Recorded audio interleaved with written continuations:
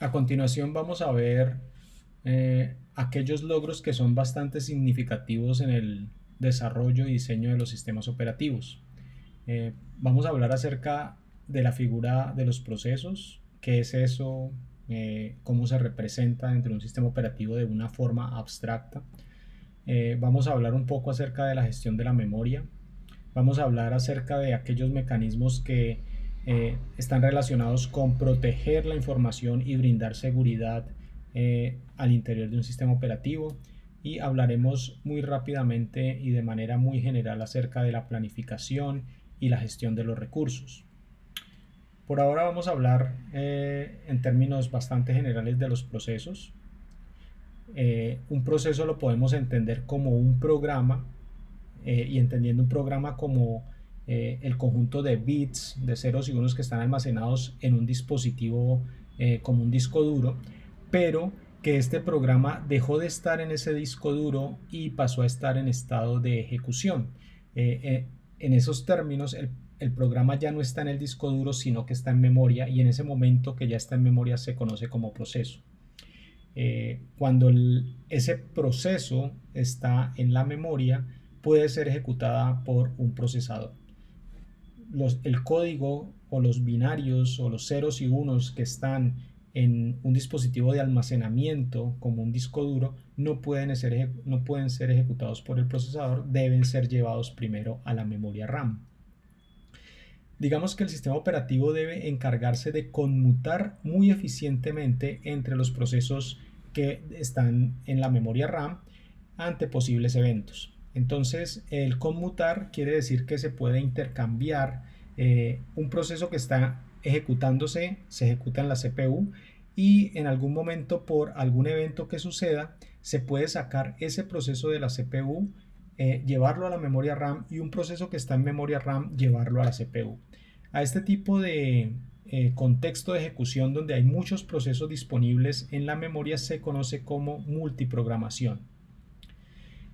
Es importante también que los sistemas operativos tengan la capacidad de responder muy eficientemente a las solicitudes que hacen los usuarios. Y cuando estamos hablando de solicitudes de los usuarios, es por ejemplo, el usuario digita una tecla, da clic en el mouse, hace un scroll up o un scroll down del mouse para ver una página, y entonces es responsabilidad del sistema operativo responder rápidamente a estas peticiones de los usuarios. Asimismo, un sistema operativo también debería tener la capacidad de responder en tiempo real a ciertas actividades. Digamos que esto ya está muy orientado a problemas muy particulares que se ven en la industria. Digamos que tenemos un sistema operativo que está monitoreando un reactor nuclear. Ese sistema operativo tiene que estar muy vigilante a reaccionar respecto a eventos que sucedan en el reactor para que no vaya a ocurrir una catástrofe, y el sistema operativo debe brindar esa prioridad a lo que está gestionando el reactor en un momento dado. Otro elemento muy importante para que exista particularmente esto de la conmutación de los procesos es el concepto de interrupciones.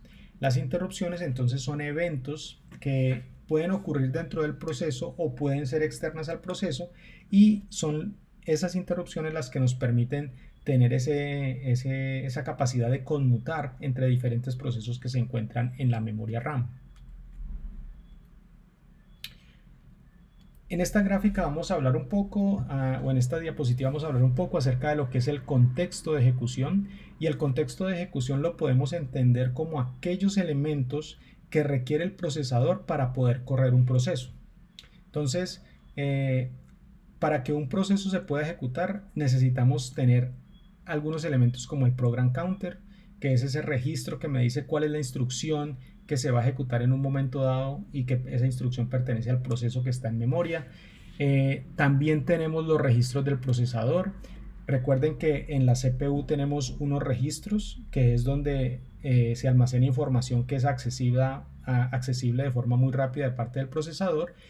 Cuando un proceso está corriendo en la CPU, pues ella tiene unos ciertos valores en sus procesadores.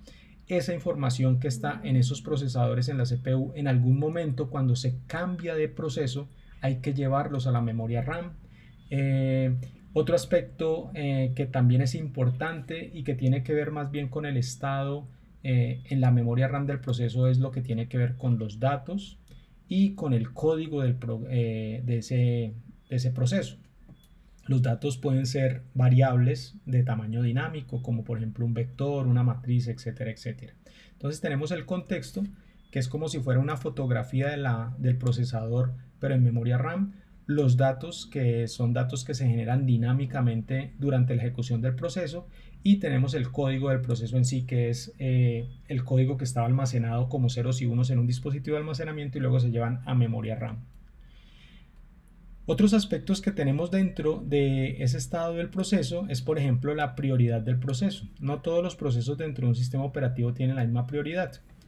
Hay procesos que son más importantes, por ejemplo, los que corre el sistema operativo son más importantes que los procesos que corre un usuario normal.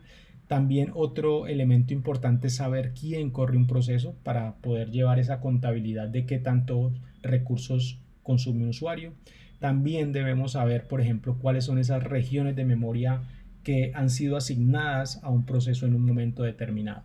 Entonces, digamos que todos esos elementos se conjugan y es a lo que conocemos como el estado de un proceso, que es su contexto, que son los datos y que son el código.